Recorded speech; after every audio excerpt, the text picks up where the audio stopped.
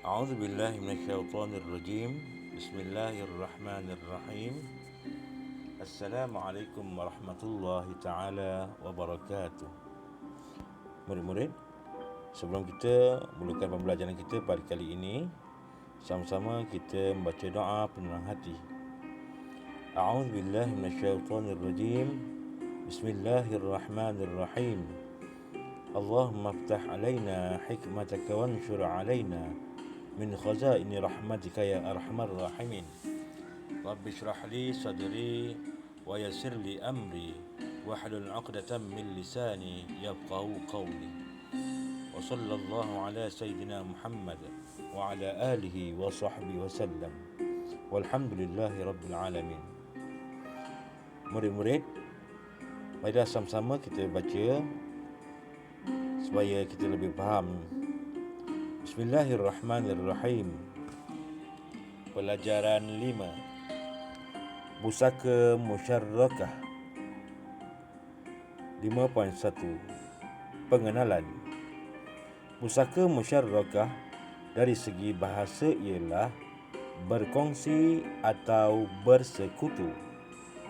Pusaka musyarrakah dari segi syarak ialah berkongsi bahagian fardu di antara adik-beradik seibu dengan adik-beradik seibu sebapa.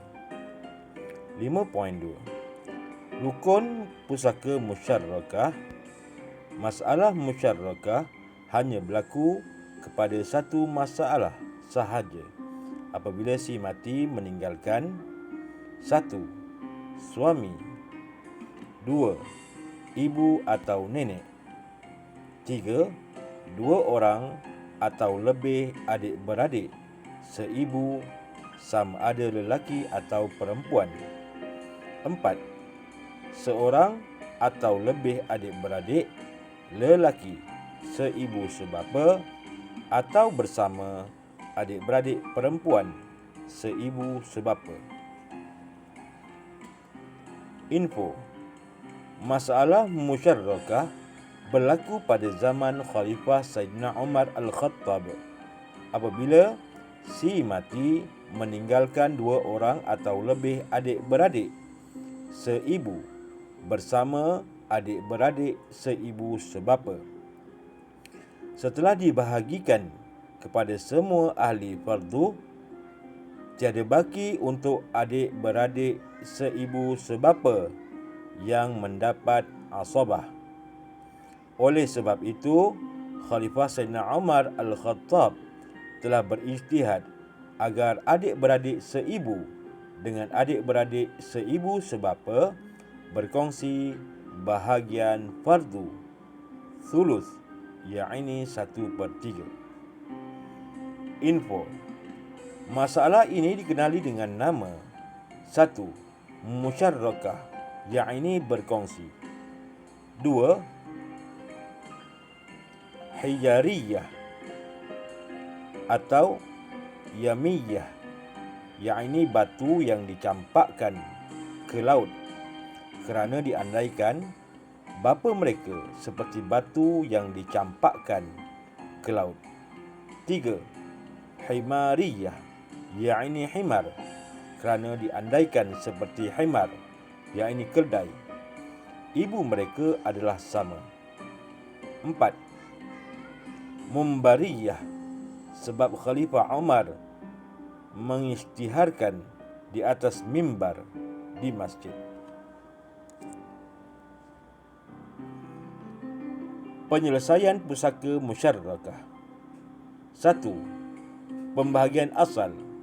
Seorang mati meninggalkan waris, iaitu suami, ibu, 2 orang adik-beradik seibu, seorang adik-beradik lelaki seibu sebapa.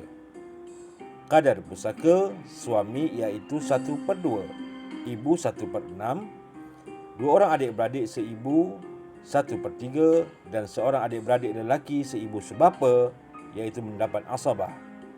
Asal masalah diambil daripada 2, 6 dan 3 iaitu menjadi 6.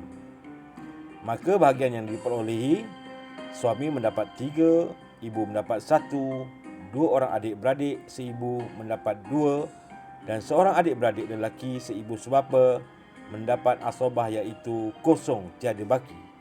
Maka bila dicampur, asal masalah adalah tepat, iaitu masalah 6 sama. 2. Pembahagian mengikut pusaka musyarrakah.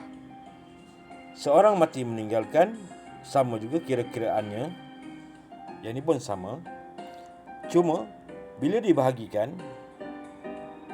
kalau kita tengok kat sini ada beza sikit, iaitu berkongsi di antara 2 orang adik-beradik seibu dengan seorang adik-beradik lelaki seibu sebapa mendapat 1/3. Maka bila dibagi-bagi, suami mendapat 3, ibu mendapat 1, dan 2 bahagian ini mendapat 2. 3 orang daripada 2 bahagian ini mendapat 2. Jadi ditukarkan menjadi 18, iaitu bila dikalikan 6 kali 3 jadi 18.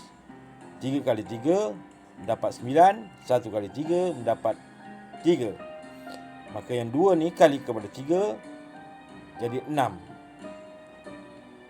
Yang ini dapat 4 dan 2.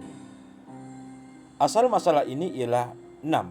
Setelah dibagikan kepada bahagian suami dan ibu, baki hanya 2 bahagian. Tidak boleh dibahagikan kepada 3 orang.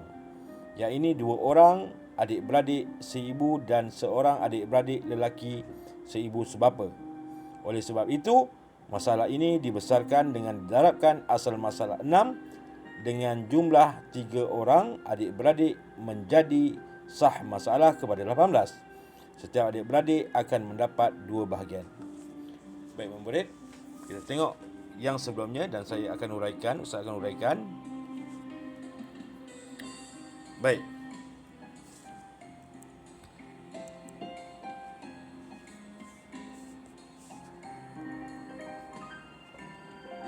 Pusaka musyarrakah. Kalau ikat tak ada baris, berhati-hati kerana jadi musyrikah. Jadi dia musyarrakah. Pusaka musyarrakah. Apa musyarrakah? Musyarrakah iaitu berkongsi. Syarikat berkongsi atau bersekutu. Baik. Kenapa jadi perkara ini? Kalau ikut kepada info ni, iaitu bila berlaku ada ni 1, 2 2 orang atau lebih adik-beradik seibu. Ni adik-beradik seibu.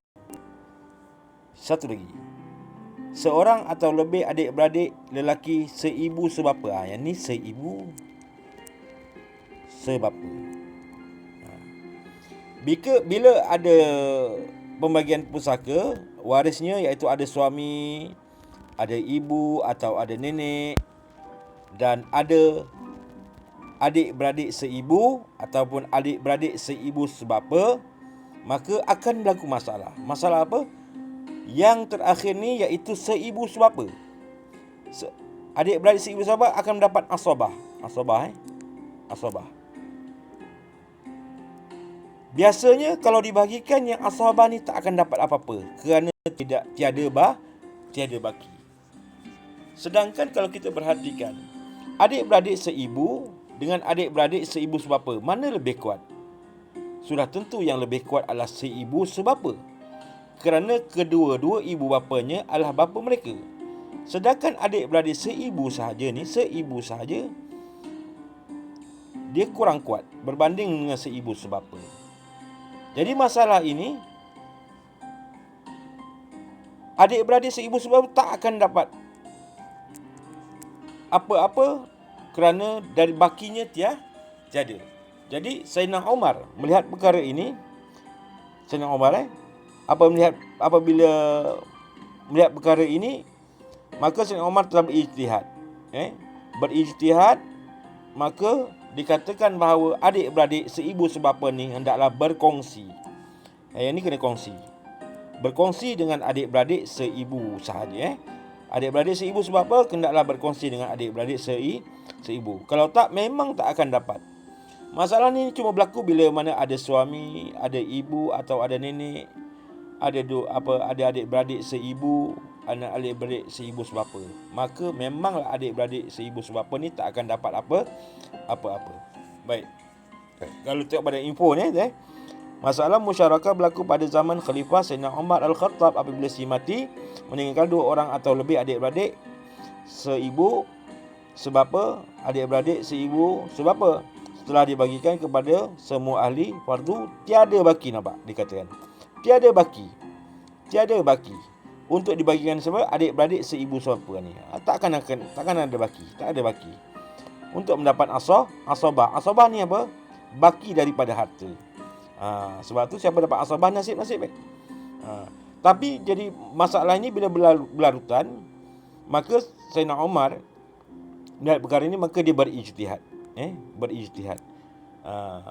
Supaya adik-beradik seibu bapa ni bila tak dapat apa-apa, hendaklah berkongsi dengan adik-beradik seibu. Dengan adik-beradik seibu hendaklah berkongsi. Kalau tak, sampai bila-bila mereka tidak akan dapat baki daripada harta tersebut. Baik. Selain daripada nama musyarakah ni, ulama-ulama bagi tahu selain nama musyarakah ni, mereka letak nama hijariyah. Selain itu juga mereka namakan himariyah. Selain itu mereka namakan mimbariyah. Mana-mana boleh. Yang famous ni lah musyarakah. Baik. Kita lanjutkan. Okey. Kali ini kita nak tengok macam mana pembahagian harta pusaka kalau tak melalui cara musyarakah. Yang nombor 1 ni adalah asal. Ini asal. Ini asal. Yang kedua ni pula ini dah jadi musyarakah. Tengok. Seorang mati meninggalkan siapa? Suami. Seorang ibu. 2 orang adik-beradik seibu. Ni kena ingat. Seibu. Seorang adik-beradik lelaki seibu sebapa.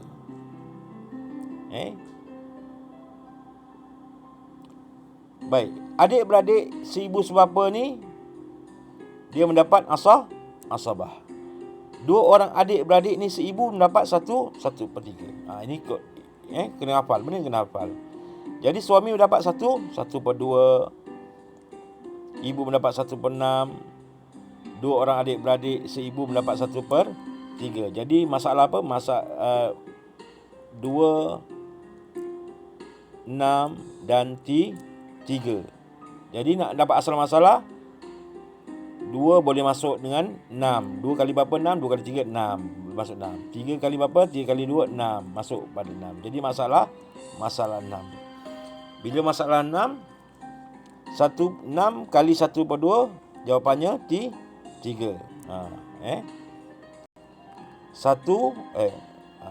6 kali 1/6, jawapannya 1. Okey. 2, yang ni 2, iaitu hasil daripada 6 kali 1/3 dapat 2. Okey. Kalau campurkan 3 campur 1 jadi 4. 4 campur 2 6. Jawapannya 6. Jadi ada baki tak? Tak ada baki. Ngam tak? Ngam. Kenapa? Masalah 6 dengan ni adalah sama. Tiada baki. Maka adik-beradik lelaki seibu sebapa tak dapat apa-apa. Jadi benda ni berlarutan.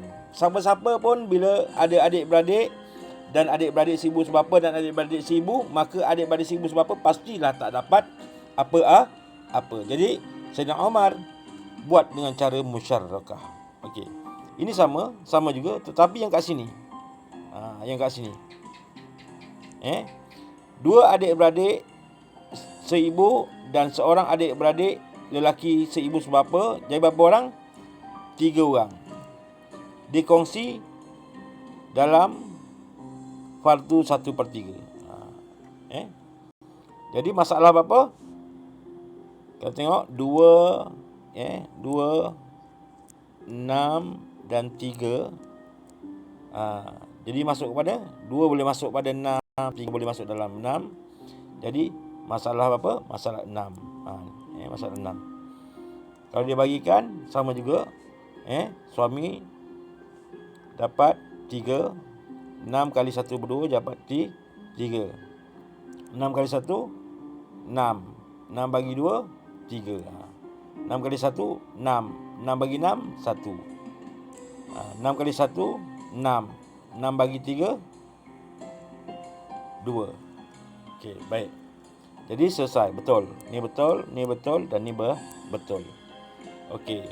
Tapi suami dapat 3, ibu dapat 1, 2 orang adik-beradik dan seorang adik-beradik lelaki, berapa orang? 3 orang. Dapat 2.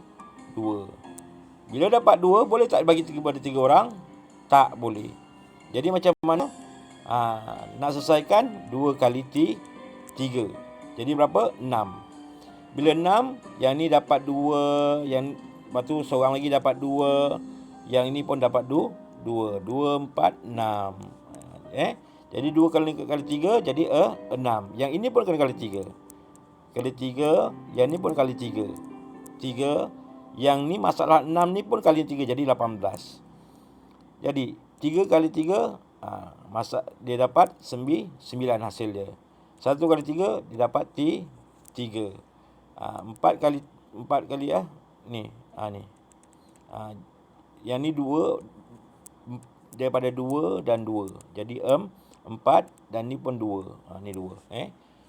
Sebab ni 4 ni 2 orang adik-beradik. Baik.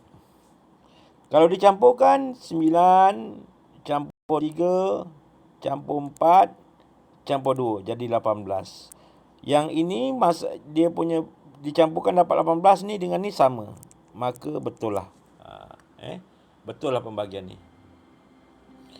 Okey. Kalau nak tengok secara detail, Ustaz tunjukkan pada pembahagian.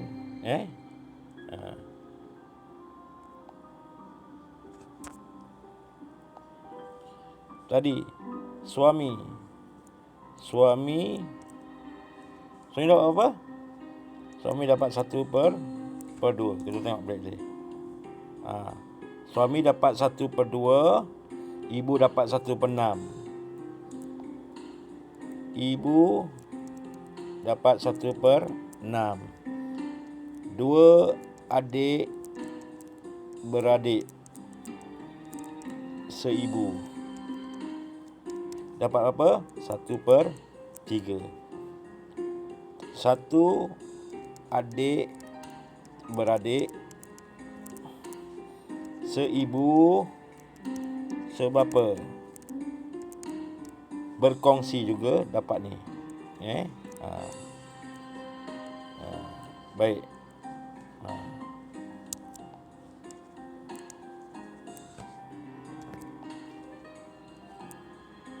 Suami dapat 1/2, ibu dapat 1/6.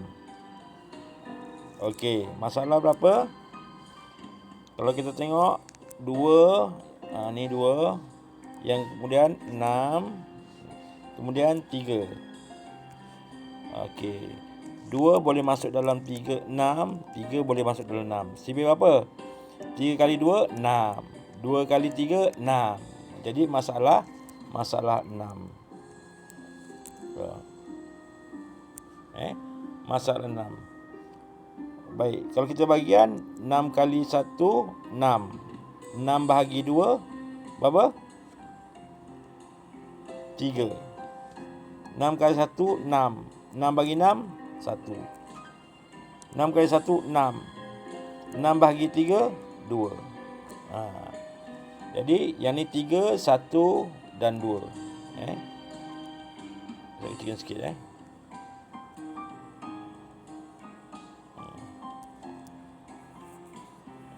besar sangat.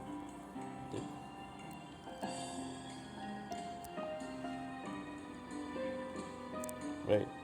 Semula. Masalah 6 Masalah 6. 6 kali 1 6. 6 bahagi 2.